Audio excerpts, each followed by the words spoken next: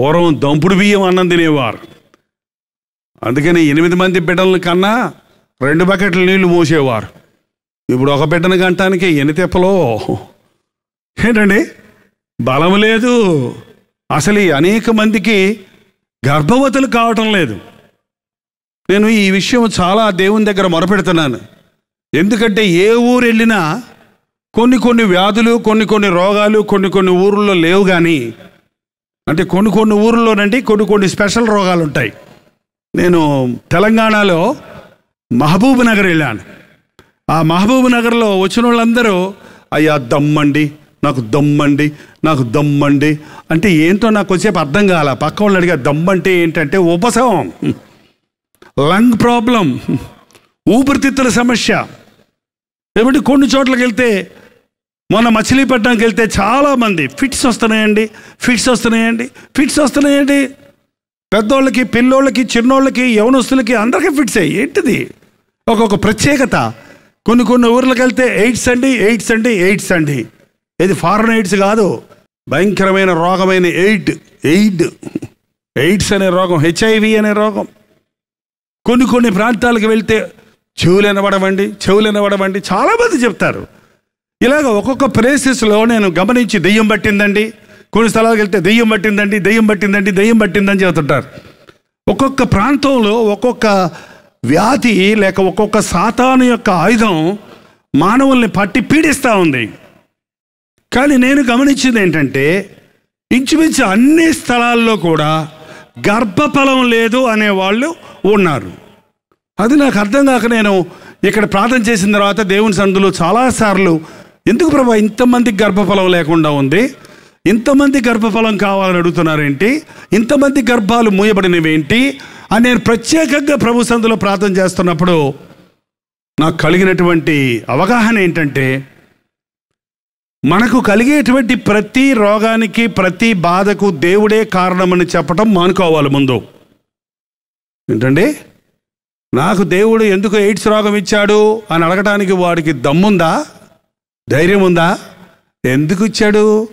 నువ్వు పరస్త్రీ వెంట తిరిగావు గనుక, పొరపాటు చేసావు గనుక, పాపంలో పడ్డావు గనుక ఆ రోగం నీకు వచ్చింది. నాకు ఏ జబ్బు లేకుండా ఉండాలి, నాకెందుకు ఉపశమం వచ్చింది, ఆయాసం వచ్చింది అంటే, నీ శరీరం దేవుని ఆలయం. దేవుని ఆలయమైన నీ శరీరాన్ని జాగ్రత్తగా చూసుకోకుండా, దానికి అవసరమైన ఆహారాన్ని పెట్టకుండా, దానికి కావలసిన విశ్రాంతిని ఇవ్వకుండా, నువ్వు నీ శరీరాన్ని ఇష్టం వచ్చినట్టు వాడేసి రోగాల పాలైపోయి మంచాన పడి, దేవుడా నాకు ఎందుకు తెప్పించావు ఈ రోగం అంటే అర్థమేమీ లేదు. దేవుడు నీకు ఇచ్చిన ఆదాయాన్ని జాగ్రత్తగా వాడి, కొంచెం పొదుపు చేసుకొని, ప్రార్థనాపూర్వకంగా ఒబ్బిడిగా కుటుంబాన్ని చక్కబెట్టుకుంటే నీకు అప్పు ఎందుకు ఉంటుంది? ఒకవేళ అప్పు పొరపాటున ఒక హాస్పిటల్లో అడ్మిట్ అయిన మూలానో, ఒక యాక్సిడెంట్ అయిన మూలానో, మరో ఇబ్బంది మూలానో, ఒకవేళ లేనిపోని అప్పులు సడన్గా అనుకోకుండా కొందరికి కలుగుతుంటాయి. ఒకవేళ అలాంటి అప్పులో నీవు పడ్డా, ఆ అప్పు తీరే వరకు నీవు కొంచెం నోరు కట్టుకుంటే, కడుపు కట్టుకుంటే, మాంసం తినటం మానేసి కాస్త రసం తింటే, ఒక కోడిగుడ్డు కొనుక్కొని 4 ముక్కలు చేసి నలుగురు తింటే ఏం తప్పేంటి? తప్పే ఉంది. ఏమంటే మన శరీరంలో ఎప్పుడు కొవ్వు దేవుడు పెట్టుంచాడు. మనకు తిండి లేకపోతే ఆ కొవ్వు కరిగి అది సప్లై చేస్తుండదు. ఏం బాధపడకండి. ఎప్పుడు కొంచెం తిండి తక్కువైతే దిగులు పడకండి, చచ్చిపోం. 21 రోజు అన్నం తినకుండా బతకొచ్చంట. కాబట్టి ఒబ్బిడి చేసుకొని అప్పులు తీర్చుకోండి, అంతేగాని నా అప్పులు తీరుస్తాం లేదే అని అంటాం. అబ్బాయి వచ్చి, నాయన నాకు జీన్స్ ప్యాంట్ కొనిపెట్టు, మా పక్కింటి అబ్బాయి వేసుకున్న జీన్స్ ప్యాంటే కావాలి, ఎంతరా? 3500. ఓరుని 3500 జీన్స్ ప్యాంట్ ఎందుకురా నీకు? దానికి 2 చిల్లులు ఉన్నాయి డాడీ, అందుకోసమే. ఇదేమిటో నాకు అర్థం కాదు. చిల్లులు ఉంటే రేట్ ఎక్కువ అంటండి, ఎలిసిపోయి అరిగిపోతే దాని ఖరీదు పెద్దగా మంచి గొప్ప అంటుంది అని ఎందుకు వచ్చినా ఇదేంటి. అదే జీన్స్ ప్యాంటు, చిరిగిపోకుండా జీన్స్ ప్యాంటు మన దేశంలో డూప్లికేట్ చేస్తున్నారు. 100 రూపాయలకే వస్తుంది కొనుక్కో, 150 రూపాయలకి వస్తుంది కొనుక్కో. అంతేగాని అప్పులు తీర్చడం లేదంటూ అనవసరమైన దూరాలు చేస్తూ దేవుని మీద నిందేస్తే నాకు ఆశీర్వాదం లేదంటే దానికి అర్థమేమీ లేదని. అలాగే గర్భఫలం విషయంలో కూడా దంపతులు వచ్చి, అయ్యా మాకు 3 సంవత్సరాలు అయిందండి, పిల్లలు లేరండి అంటే, ఎక్కడ ఉంటున్నారమ్మా? మా ఆయన దుబాయ్లో ఉంటున్నాడండి, నేను ఒంగోలులో ఉంటున్నానండి. ఎట్టగడుతుంది గర్భఫలం? అరే, వివాహమైన తర్వాత భర్త భార్యను ఎడబాయకూడదు, భార్య భర్తను ఎడబాయకూడదు.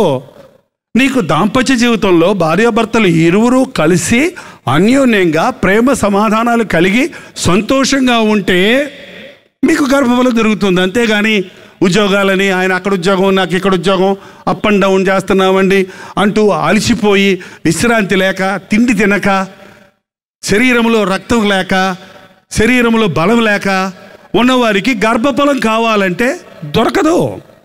ఒకవేళ కొంతమంది చాలా పేదలైనందున సమీకృత ఆహారం తినలేక, భార్యకు మంచి ఆహారాన్ని సంపాదించి పెట్టలేక, ఆమె సంపాదించుకొచ్చిన తిండి కూడా నువ్వే తింటూ, కొన్ని కుటుంబాల్లో సరైన ఆహారం లేని వలన, శరీర దృఢత్వం లేని వలన గర్భఫలం కలగటం లేదు.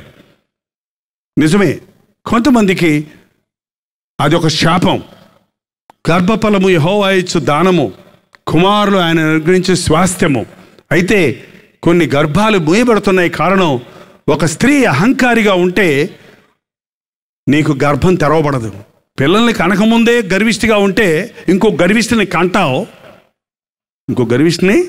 కంటావు, మరింత గర్వం నీకు వస్తుంది.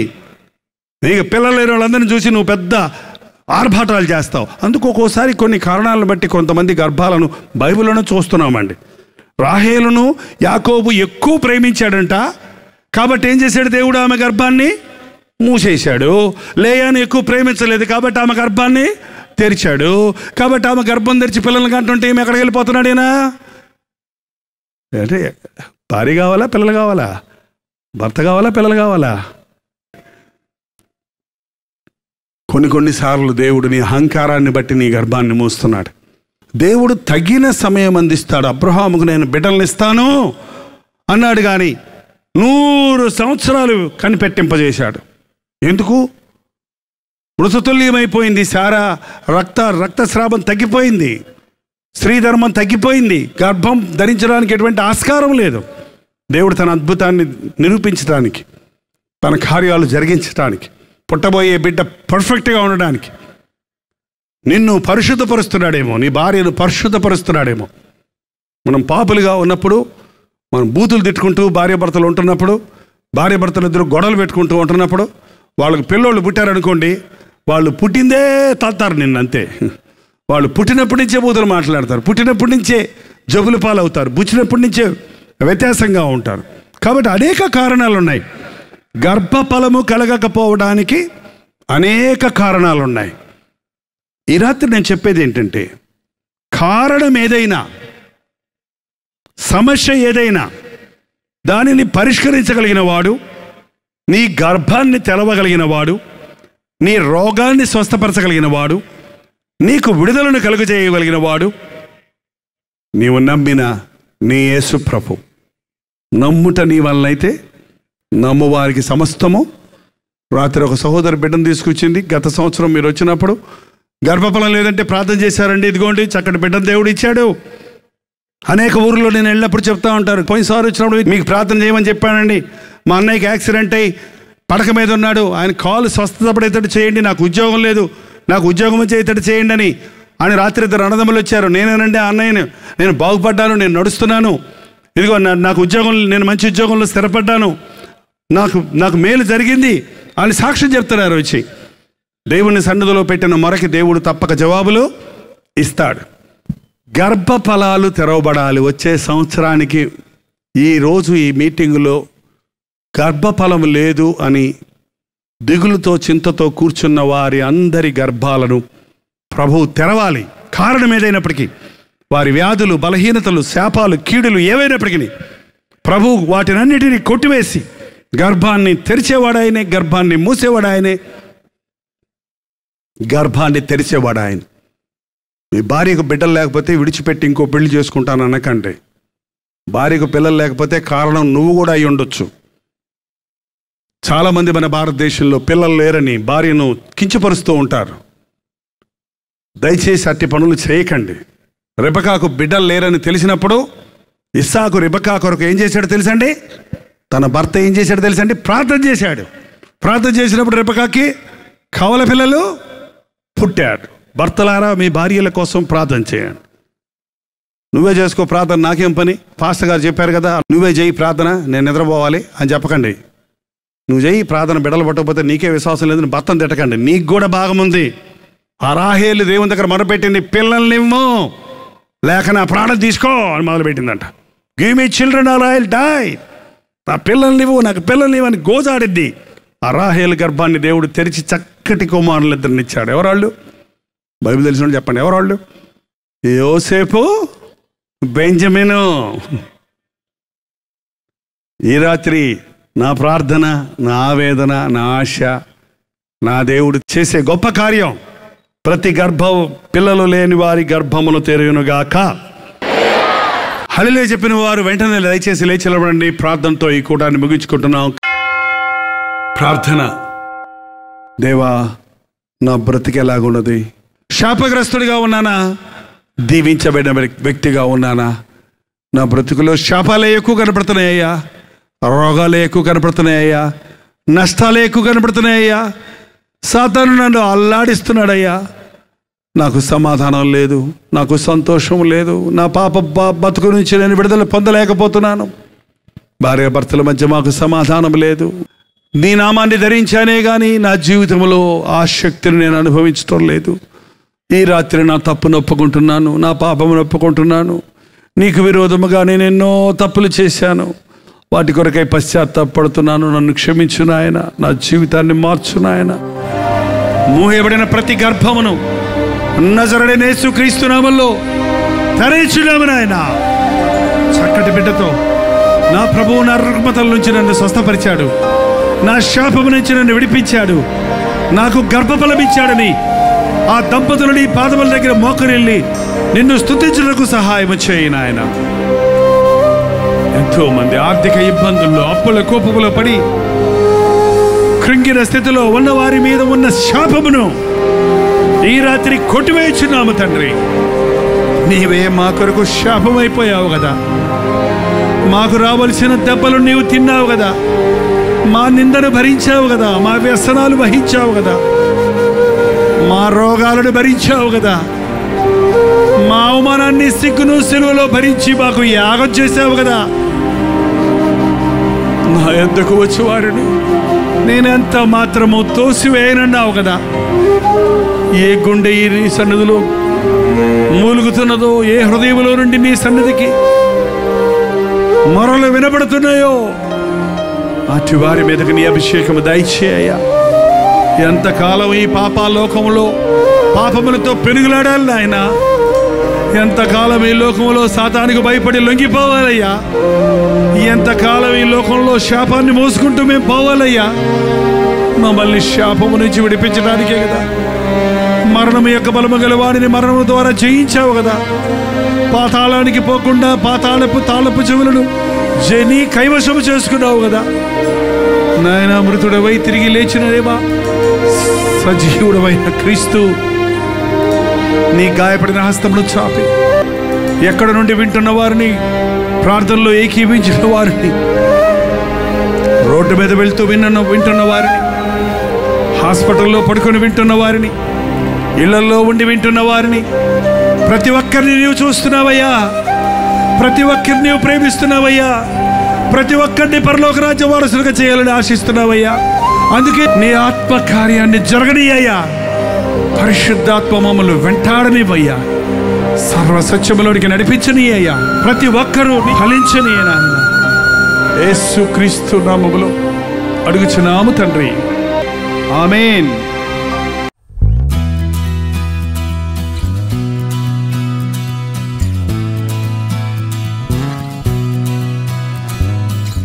హల్లెలూయా. న్యూఢిల్లీ పరిసర ప్రాంతాల్లో ఉన్న వారికి శుభవార్త. ప్రభుత్వమైతే ఈ నవంబర్ 12వ తారీఖున YWCA కాన్స్టంటియా హాల్లో 1 డే గెట్ టుగెదర్ను న్యూఢిల్లీలో మీ కొరకు ఏర్పాటు చేస్తున్నాం. మధ్యాహ్నం 2 గంటల నుంచి 6 గంటల వరకు, అలాగే 6 గంటల నుంచి 9 గంటల వరకు జరిగే ఈ 2 సెషన్స్ తెలుగువారు, హిందీ వారు, తమిళ్ వారు మీరు పాల్గొంటారని మనందరం కలిసి దేవుని స్తుతించడానికి, ప్రార్థించుకోవడానికి, ముఖ్యంగా టీవీ ద్వారా, సోషల్ మీడియా ద్వారా వాక్యం వింటున్న మిమ్మల్ని ముఖాముఖిగా చూడాలని, మీకోసం ప్రార్థించాలని, వ్యక్తిగతంగా మీకోసం ప్రార్థించాలని వెళ్ళి వస్తున్నాం. రండి, పాల్గొనండి, దైవాశీస్సులు పొందండి. మరిన్ని వివరాలు కావాల్సిన వారు 8939393939 నెంబర్కి కాల్ చేయండి, లేదా ఈ QR కోడ్ స్కాన్ చేసుకోండి. గుర్తుపెట్టుకోండి, నవంబర్ 12వ తారీఖు న్యూఢిల్లీలో YWCA కాన్స్టంటియా హాల్లో, అశోక్ రోడ్లో ఉన్న హాల్లో ఈ 1 డే గెట్ టుగెదర్ జరుగుతుంది. రండి, మీ స్నేహితుల్ని, బంధువుల్ని అందరినీ కూడా ఆహ్వానించండి. తప్పకొస్తారు కదా.